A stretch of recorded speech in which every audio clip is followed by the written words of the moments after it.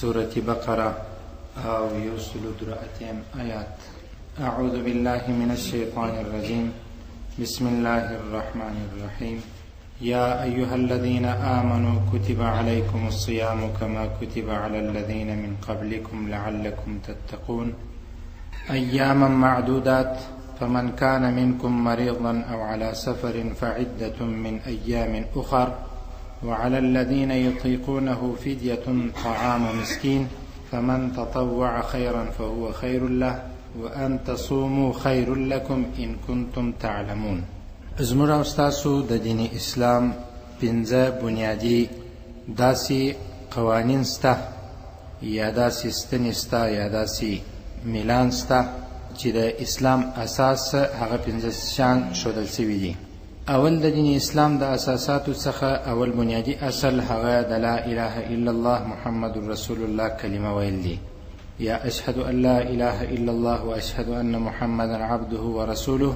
دا کلمه توحید یا کلمه شهادت ویل دي. دا د ټولو اعمالو یا کارون لپاره داسې یو مثال لري لکه د انسان د بدن لپاره چې روح دی.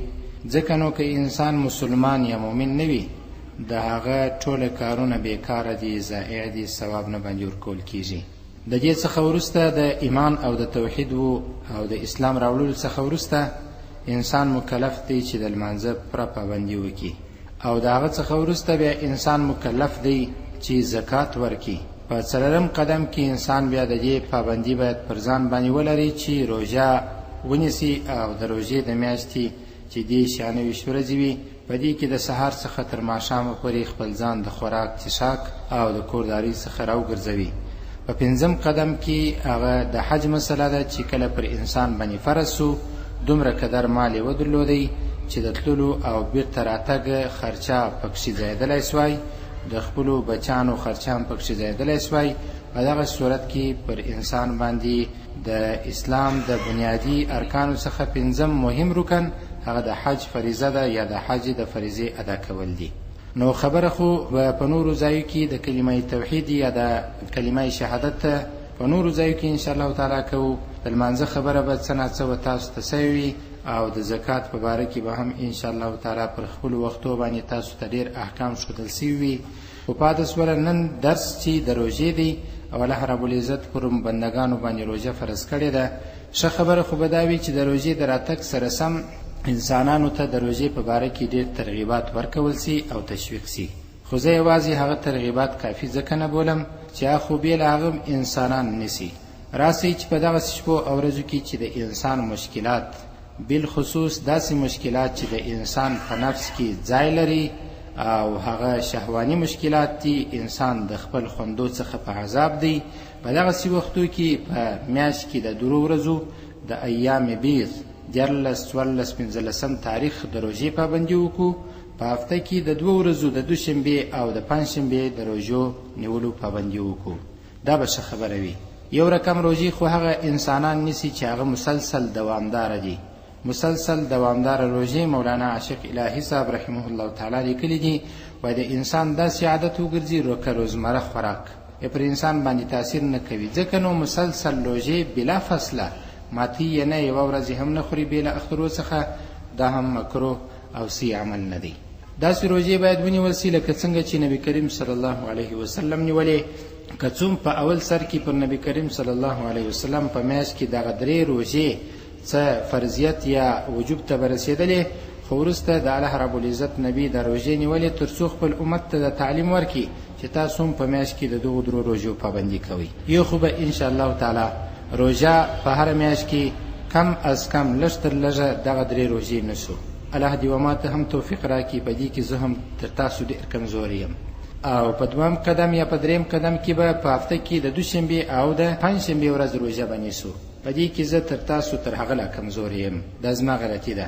خو یو شی دا چې د دې موږ یو څه وخت پابندي وکړله د یو مسلې ته راځم، ځکه نو دغه عمل ذکر کوم، کنې باید ذکر یې هم نه کم.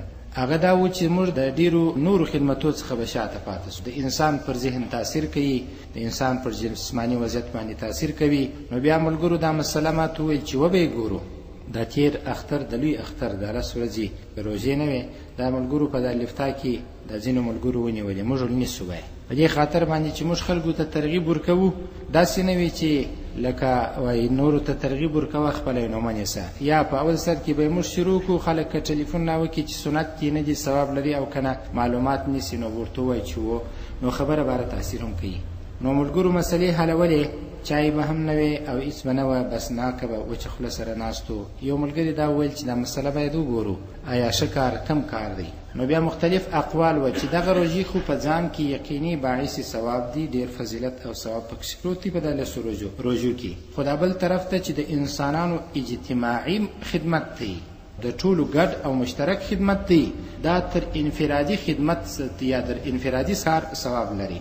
یو سړی ځان ته ګټه رسوي، انفرادي شخصي ګټه ځان ته رسوي، بل طرف ته بیا دغه انسان اجتماعي او ټولنیز او په ګډو مشترکه فایده نور انسانان ته رسوي، دغه ثواب ډیر دی تر هغه که څوم هر انسان ضرورت په دې ته لري چې خپل شخصي انفرادي ثوابونه ډیر سي داسې کارونه وکړي.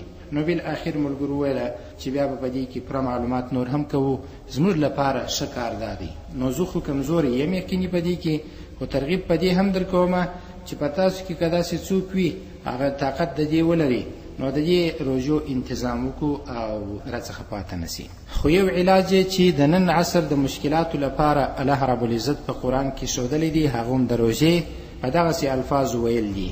دا روژه نیول د ټولو مشکلاتو حل دی، لکه څنګه چې د انسان مالی مشکلات یا نور مشکلات الله رب العزت په لمانځه او په زکات باندې د انسانانو څخه لرې کوي، همداسې الله رب العزت د انسانانو ځاني یا نفسي مشکلات د دوی په روژو د دوی څخه لرې کولی شي. د الله نبی فرمایي که تاسو نکاح وکړئ، ای د ځوانانو ټولنې په تاسو کې څوک طاقت د نکاح کولو ولري نکاح دې وکړي، او که چیرې طاقت نه درلودی نو هغه دې روژه ونیسي، ځکه چې روژه د سترګو لپاره ډیره حافظه، د سترګو د دید او د نگاه حفاظت کوي، همداسې د انسان د عورت لپاره ډیره خوندي او ساتونکې ده. انسان څخه هغه خوندونه ورکوي کوم خوندونه چې غلط ورته پیښیږي او غلط فکرونه وي. روژه یقینا د هغو مشکلاتو لپاره چې انسان یې په ځان کې لري بهترین علاج دی. په اوسني وخت ساینسدانان هم دې نتیجې ته رسېدلي دي که انسان غواړي چې د هغه معده دې فعاله سي، که انسان غواړي چې پر دماغ باندې بوج را نه سي، او که انسان غواړي چې د نورو مریضیو څخه بیا د اوسني وخت د امراضو نجوړۍ څخه ځان وساتي، یو ښه علاج دا دی چې هغه د روژې نیول دي. ځکه نو اوس په عیسایانو کې زما سره یو کتاب سته، عیسایانو کې ډېر ډاکټران و دې ته متوجه سوي دي چې دی او کوروالا په روژې نیسي، خوله یې مازې بنده کړې وي، نیت خو یې نه صحیح کېږي ځکه چې د اوله سره څخه دی اسلام نه لري، ایمان نه لري، ثواب نه باندې ورکول کېږي. خو دی دا وایي د مسلمانانو دغه عمل، د محمد صلی الله علیه وسلم د امتیانو دغه عمل د انسان د ناجوړۍ لپاره ښه عمل دی، ښه نسخه ده، نو استعمالوي او د دوی په وینا وایي زموږ څخه ډېرې مریضۍ ورکې سوي هم دي. نو الله رب العزت په دې آیات کې د روژې پوره بحث کوي. خو د دې پر ځای چې زه اوس بحث وکړم، زموږ ملګري مولوي محمد مجاهد صاحب الله رب العزت دې په عمر کې برکت ورواچي، موږ د یوه کال فارغ یو، دی هم ځوان عالم دی، الله استعداد ورکړی دی. یو کتاب چې اول کتاب د روژې په باره کې ولیکي او ما د لوی اختر احکام په باره کې ولیکي، د روژې ته چاپ سو، زموږ کتاب بیا لوی اختر احکام په نامه باندې اختر ته چاپ سو. نو هغه کتاب مفصل مکمل د لیکلی دی، د روژې مسائل او فضائل په نامه باندې کتاب دی، په هر کې پیدا کیږي، تاسو یې رانیسئ د شروع څخه په کومو توکي څنګه روژې وي، چا څنګه روژې نیولې، اوس به څنګه روژې وي، زموږ وظیفه څنګه ده، په دې روژې کې مکروه شیان څه دي، فاسد څه دي، قضا سته، کفاره سته، ټول احکام د په پوره تفصیل سره څېړلي دي او دا کتاب تصدیق موږ هم کړی دی، هغه تاسو کتلی سئ. که چیرې بیا هم په کتاب کتلو کې تاسو ته سوال و نو بیا تاسو سوال کولی سئ. د دې پر ځای چې اوس زه تفصیل وکړم، ښه خبره به دا وي چې ستاسو د جیبو څخه یو 540 افغانۍ زه راوباسم، هغه کتاب تاسو به رانیسئ، په خپلو کورو کې یې کښېږدئ. یوه خبره خو مې در دې دا هم را په یاد شوله چې تاسو د اوسني وخت د علماء کرامو خدمتونه چې دی د کتابو په شکل کړي د تصنیف او تالیف، تاسو حتما په کورو کې د ځان سره ولرئ. دا هم تاسو د خپل علماء کرامو سره کومک دی او دا هم پشتیبانی ده، تاسو د دوی د شاپ په بسې یاست. یو کومک دا دی چې تاسو د دوی کتابونو تصانیف او تالیفات رانیسئ، دوی ته حوصله ورکوئ، د دوی همت افزایی کوئ او دوی ته زړه ورکوئ، دا هغه څه دي چې دا کسان به نور هم خدمتونه کوي. نو دعا یې به ورته کوو او نیت او خبره به داسې هم نه کوو او داسې به د بخل څخه هم کار نه اخلو چې اوس نو پلانکي مولوي صاحب کتاب ولیکي نو ما ولې نه دی لیکلی، زه باید کسانو ته ور ونه شیم. دا خو زه درته وایم چې ځای پر ځای پر موضوع باندې زموږ ملګرو کوم کتاب لیکلی دی، هغه زه تاسو ته درښیم چې دا کتاب تاسو رانیسئ. د روژې په باره کې مولوي صاحب لیکلی دی، تاسو هغه خریداري کولی شئ او ترلاسه یې کړئ. یا ایها الذین آمنوا کتب علیکم الصیام کما کتب علی الذین من قبلکم، ای هغه کسانو چې ایمان مو راوړی دي مؤمنان یاست، کتب فرض شوې ده علیکم پر تاسو باندې الصیام روژه. څه وخت فرض وله؟ نبی کریم صلی الله علیه وسلم چې تشریف راوړي مدینه منورې ته د هجرت پر 2م کال باندې روژه فرض وله. په تیرو امتو کې هم روژه نیول وه، خو البته د لمانځه او د زکات مسله چې سي هغه بدني عبادتونه دي. لمونځ بدني عبادت دی، روژه هم بدني عبادت دی، خو زکات بیا مالی عبادت دی. په مال باندې انسان کوشش کوي. حج بیا مشترک دی، هم د مال عبادت دی هم بدني عبادت دی. نو په هر صورت کې باید انسان د دغو عبادتو خیال وساتي. کما کتب علی الذین، لکه څنګه چې فرض شوې ده پر هغو کسانو باندې من قبلکم ستاسو تر مخه، لعلکم تتقون، شاید چې تاسو د ګناهو څخه ځان وساتئ. مفسرینو چې یوه خبره په ډېر ټینګار راخستې ده هغه دا ده چې روژه انسانانو په تاسو کې تقوا پیدا کوي. تاسو تقوا چیرې تلاشولی سي؟ یو د تلاش ځای دغه دی چې تاسو روژې نیسئ. لعلکم تتقون، په روژه باندې تقوا پیدا کېږي په ځان کې. څنګه تقوا؟ څنګه د حرامو څخه ځان وساتم، څنګه د درواغو څخه ځان وساتم، څنګه باید زما مجلس د الله رب العزت د عظمت د بیانولو او د نبی د سنت طریقې د بیانولو څخه ډک سي، څنګه باید زه د 4 ساعته د کپه د کبانې د الله رب العزت پر اوامرو تیر کم او د الله د نواهیو څخه ځان وساتم. هغه دا دی چې روژه په انسان کې تقوا راولي. تقوا عبارت په لنډو الفاظو کې د دې څخه ده چې د الله پر هغو کارو باندې پابندي کول چې الله بندگان امر کړي دي، دو کارو څخه ځان ساتل چې الله رب العزت منع ځینې کړی ده، دې ته ویل کېږي تقوا. تقوا نه لنګوټه لري، نه سپین کالي لري، نه ښکرونه لري، نه لاسونه لري، نه شکل او صورت لري. تقوا دغه ده. په نن عصر کې تقوا دا ده چې د الله د امرو پابندي کول، د الله رب العزت د نواهیو دو کارو څخه چې ته منع کړې ځان ګوښه کړي، ته ویل کېږي تقوا. بس دغه سړی زما ورونو مفسر هم دی او محدث هم دی، ولی هم دی، دیندار هم دی، مبلغ هم دی، مګر و پر قرآن و حدیث باندې عمل به خپل طریقه هم غواړي. څه علم ته ضرورت هم سته. هر عامی او جاهل انسان که د قرآن او د حدیث څخه احکام راواسي، د دې پر ځای چې ځان یوې کامیابۍ ته ورسي، ناکامۍ سره به مخامخ وي. لعلکم تتقون، شاید چې تاسو د ګناهو څخه ځانونه وساتئ. ایام معدودات، څو ورځې دي معدودات شمارل سوي، 29 یادې ورځې دي. هلته په روژه کې د روژې په میاشت کې نو کله کله انسانان حسابونه کوي، څه وخت د روژه کله به تېره سي. د روژې رئیس بیا څوک نه دي لیدلي چې میاشت ته دې ودرېږي او خپله دعا دې ووایي. میاشت ته دې ودرېږي اللهم اهله بالامن والایمان والسلامة والاسلام ربک وربنا الله هلال رشد وخیر. دا د اوس د 2مې خور یا ربیع الثاني میاشت راوختله، جارو ته مه ګوري، نوکانو ته مه ګوري. دا مسایل ما ټوله بیان کړي دي، ثبت سته، تاسو یې ترلاسه کولی سئ. پوړنې ته مه ګوري او مځکې ته مه ګوري، دا هېڅ شی نشته. خپله دعا سته، د الله رب العزت نبي راښودلې ده، هغه دعا ووایاست. اوبه مه ورپاشئ، هېڅ شی مه کوئ. د الله نبي چې میاشت راوخته اللهم اهله بالامن والایمان، الهي د ایمان او د امنیتو د ښه وضعیتو حالت سلای را باندې راوخیږي، والسلامة والاسلام، سلامتیا او اصلاح هم د اسلام سلای را باندې راوخیږي. ربک وربنا الله، څونه ښه دعا ده.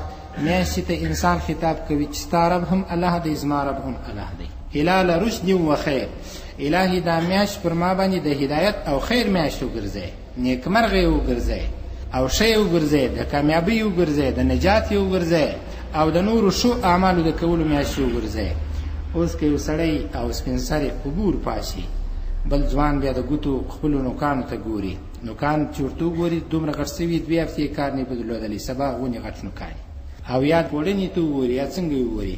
زموږ دین اسلام د میاشتې د راختلو په باره کې دغه دعا راښودلې ده. دا یو خبره را په یاد شول، ښه ده چې ویې. نو خبره مې دا کول چې د روژې په میاشت کې انسانان میاشت ته حساب کوي، مګر د روژې د تېرېدلو څخه وروسته دا د 6مه 5مه میاشت شروع د چا حساب نه دی کړی. کومه میاشت ده تاسو راوښایاست؟ دا خو اوس ما درته ویل ربیع الثاني 2مه خور.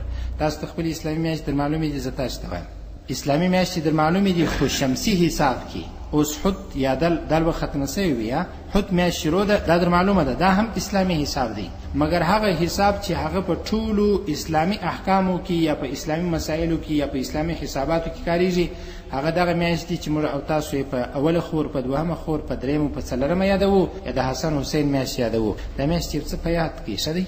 اسلامي میاشتې او اسلامي تاریخونه باید ستاسو په ذهن کې وي. متاسفانه پر دې باندې انشاءالله بیان لرو، خو الله رب العزت دې ژوند را نصیب کړي. فمن کان منکم مریضا، که څوک ستاسو څخه و مریضا ناجوړه او علی سفرین، یا پر سفر باندې روانو، هلته خو بیا روژې نسوی نیولی، مریض نسوی نیولی، مسافر نسوی نیولی. عدة نو شمارل دي من ایام اخر، د نورو ورځو څخه. څو روژې په سفر کې خوړلې دي؟ لس. کور ته چې راغلي 10 روژې به ونیسي. مریض وچوي وخوړلې 15-18 روژې چې جوړ شي، دا دې قضا یې راوګرځي. او تاسو که درڅخه خوړل سوي دي په ځوانۍ کې یا په مریضۍ کې درڅخه خوړل سوي دي، اوس یې دستي راوګرځوئ. د نن څخه بس ولاړاست، دستي پیشلمیان وکئ او نیت وکئ چې زه د سبا څخه قضای روژې راګرځو. ښځو ته هم دا خبره ورسوئ چې د خپل ناجوړۍ په وختو کې روژې ځینې قضا سوي وي، یا کشنه یې زیږېدلې او پیدا سوي وي، هلته روژې ځینې قضا سوي وي، نو بس پاته روژې را باندې دي، روژې را باندې دي، روژې را باندې دي، روژې په دغه کې بس وختونه پر تېر سي، اخر یې هېرې سي. روژې باید فورا راوګرځول سي، که ستاسو څه قضا سوي دي هم یې راوګرځوئ. وعلى الذین، او پر کسانو باندې یطیقونه چې د روژې نیولو طاقت لري، فدیه ورکول دي، طعام مسکین، مسکین ته د ډوډۍ دا ورکوي به. مثلا یو سړی مریض سو، طاقت یې لري نیولی سي، مګر یو عذر ورپېښ سو، ډېر سپین ږیری سو، ډېره سپین سرې سول ښځه، او کم وسه سو، ضعیف سو، نیسوی نیولی، نور توان او طاقت نور سره په هېڅ باندې نه پوهېدی، نو قرار د یوې روژې پر ځای باندې باید مسکین ته ډوډۍ ورکول سي. نیم من غنم چې 100 کال لارې به تقریبا کېږي، 80 یا 80 افغانۍ. خو په دې ځای کې یوه مسله بله راپیسوله، پر نیم من غنم باندې هم کسان چې کله ټلیفون معلومات کوي، څو کېږي مولوي صاحب؟ 100 کال لارې به کېږي، څو افغانۍ کېږي؟ 50 به کېږي، یا و ټپه څو ده؟ په دې وخت کې هم پوښتنه کوي. د 100 کالدارو پر ځای باندې 100 افغانۍ ورکوي، که نیم من غنم دي 1 من ورکوي، پروا نشته. فعدة من أيام أخر وعلى الذين يطيقونه فدية طعام مسكين فمن تطوع، نو که څوک وکي خیرا، د خیر کار زیات ورکي، نفلی خیرات ورکی، یا تر خپل ټاکلي مقدار یو څه اندازه زیاته ورکړل، فهو خیر له، دا د لپاره بهتر کار دی. د یو مسکین پر ځای 2 ماړه کړل، د 2 پر ځای 3 ماړه کړل، بیا پروا نشته.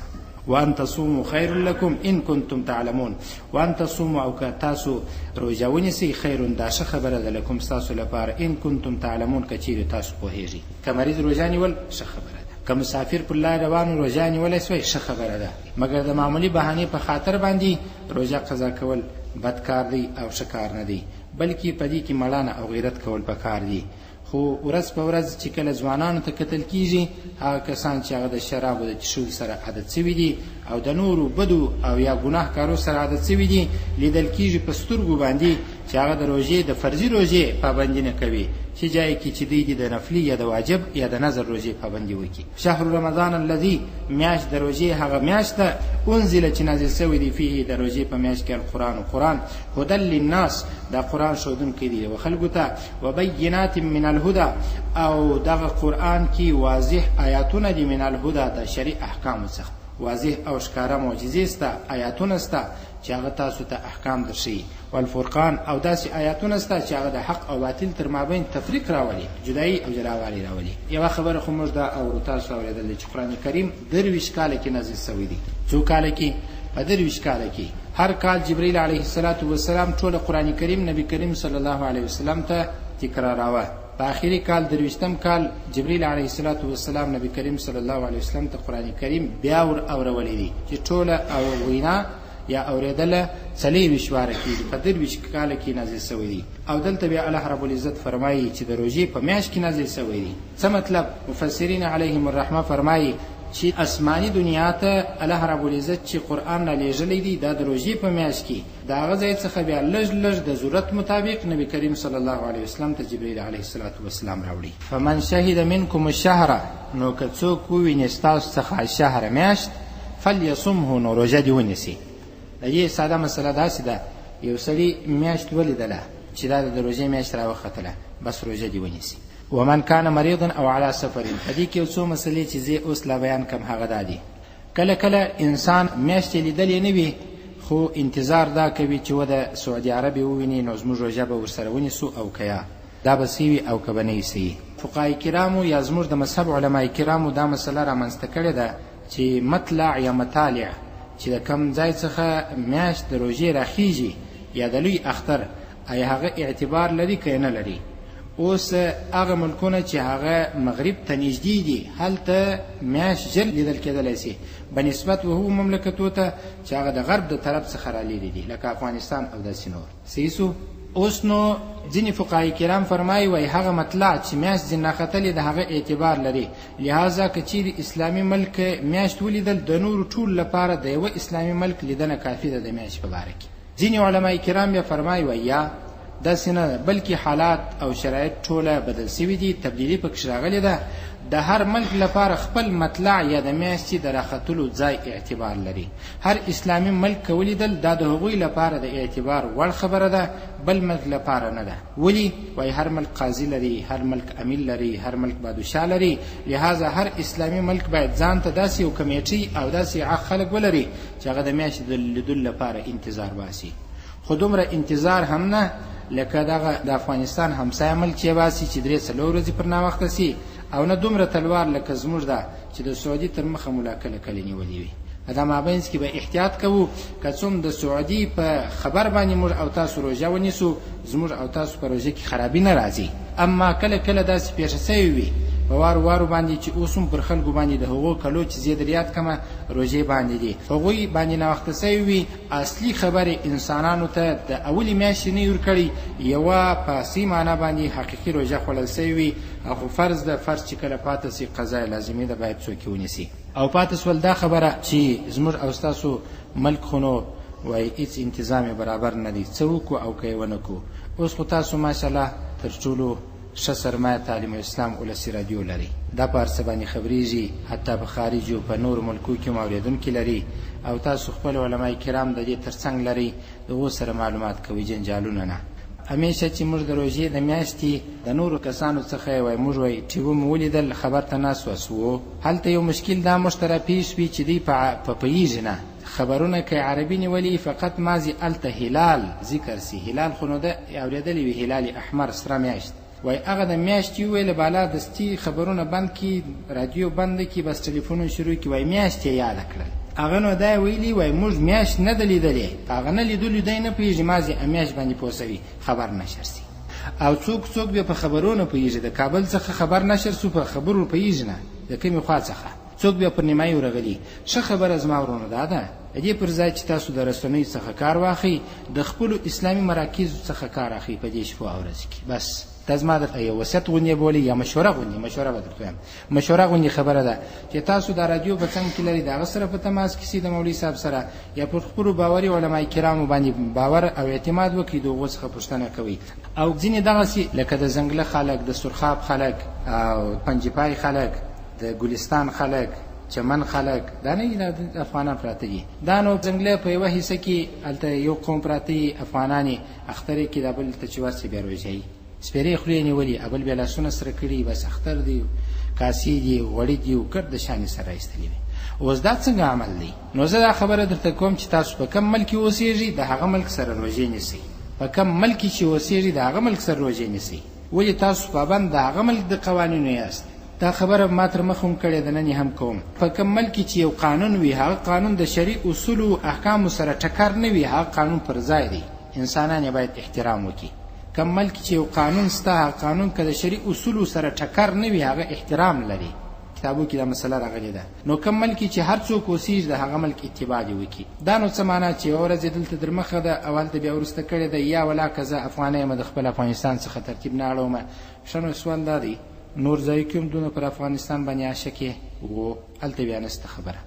د سبا چې اختر سي نو د افغانستان تر مخه اختر کړي یا بل نور ځایونه چې ورسره دغه سو پر افغانستان د عشق مسله او د مینې محبت مسله که راسي په نورو ځایو کې بیا دا یې دی، په یوه روژه کې په یاد دی. خیر ومن کان مریضا او که څوک مریض او علی سفر یا په سفر و فعدة نو شمیرل دی من ایام اخر د نور ورځ څخه. بیا دا خبر الله رب العزت تکراروي چې د ناجوړي په وخت کې روژه نسي نیولی، د سفر په وخت کې د روژې وس او توان نه لري چې کله کورو ته راورسېدلاست یا جوړ سولاست نو بیا پاته سوي روژې ونیسي او قضا یې راوړي. یرید الله بكم اليسر ولا یرید بكم العسر. یرید اراده لري الله رب العزت بكم ستاسو په باره کې یا پر تاسو باندې اليسر د اسانتیا. الله ستاسو لپاره اساني پیښوي او اساني درته جوړه کړې ده. ولا یرید او الله اراده نه لري بكم پر تاسو باندې العسر د تنګي. الله پر تاسو سختی نه راولي. کچې دا اوس په سفر کې دا روژې نیول لازمي وای نو څومره ګران کار وای. خدای خبر هم را پیاد سوله چې ډیر کسان د دې لپاره چې د روژې څخه ځان وباسي ځان ګسره ورته ټینګ نه کی وینه نیسي نو د دوبي په سرو غرمو کې یا په اوږدو ورځو کې سفر وکړي باره نو بیا نه نیسي بله روژې چې راورسېدل بیا سفر کوي. بله د دې لپاره چې د روژې څخه ځان انسان د سفر په خاطر باندې خلاصي دا عزیمت نه دی دا مړانه نه د غیرت نه دی بغیرتي ده.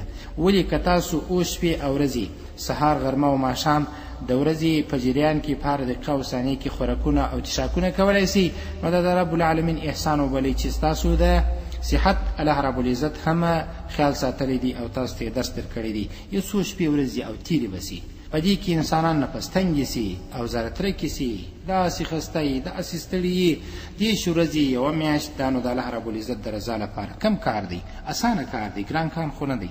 ولتکملوا العدة او د دې لپاره چې تاسو پوره کړئ العدة شمیر یا شمیرنه د روژې څونه مو په کور کې نیولې وې په سفر کې څو قضا سوي وې وینسي قضا یې راوړي تر څو خپل اصلي تعداد پرسي. ولتکبروا الله او د دې لپاره چې تاسو الله یاد کړئ په لوی سره علی ما هداکم پر هغه څه باندې چې الله رب العزت تاسو ته ښودلي دي الله سمه لار در وښودل.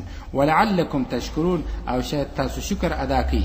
د روژې د فایدو څخه بله اساسي فایده دا ده چې په تاسو کې د شکر ماده زیاتیږي او په تاسو کې د نعمتو د شکر ویلو هغه اصلي صفت زیاتیږي. الله رب العزت چې د عمل کولو توفیق و موږ او تاسو ته نصیب کړي.